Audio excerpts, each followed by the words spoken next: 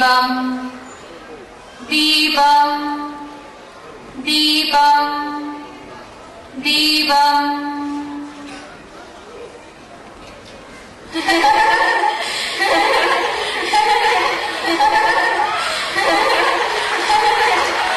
വേഗം വാ, നാമം ചൊല്ലാൻ സമയായി. ധൃതി കൂട്ടാതെ.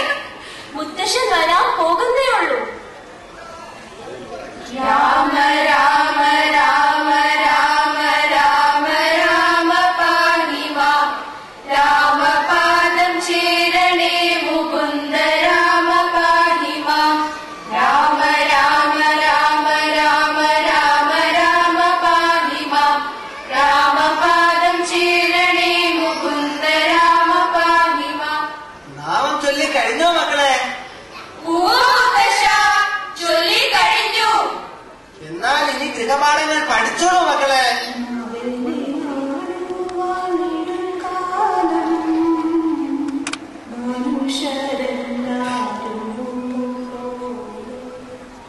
അക്ഷരത്തിരി നീട്ടി അറിവു നേടുന്ന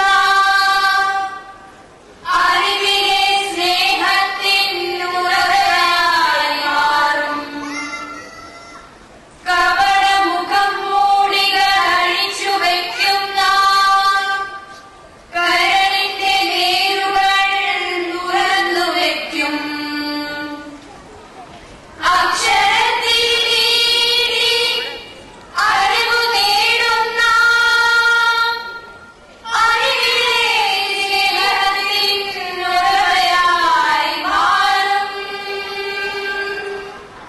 ഇതെന്ത് പുസ്തകമാ മക്കളെ?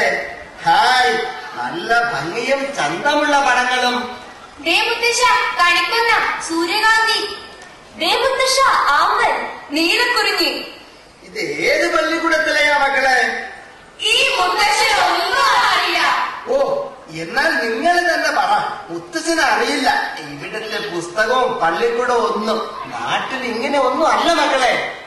അതേ മുത്തശ്ശ, മലയാള മിഷന്റെ പുതുക്കിയ പാഠപുസ്തകമാണ് ഇത്. ലോകമെമ്പാടുമുള്ള മലയാളികൾക്ക് മാതൃഭാഷാ പഠനത്തിന് ഇതുകൊണ്ട് അവസരം ലഭിക്കുകയാണ്. മുത്തശ്ശനറിയാമോ, ഇന്ത്യയിൽ എല്ലായിടത്തും ഇതിന്റെ പ്രവർത്തനം തുടരുന്നുണ്ട്.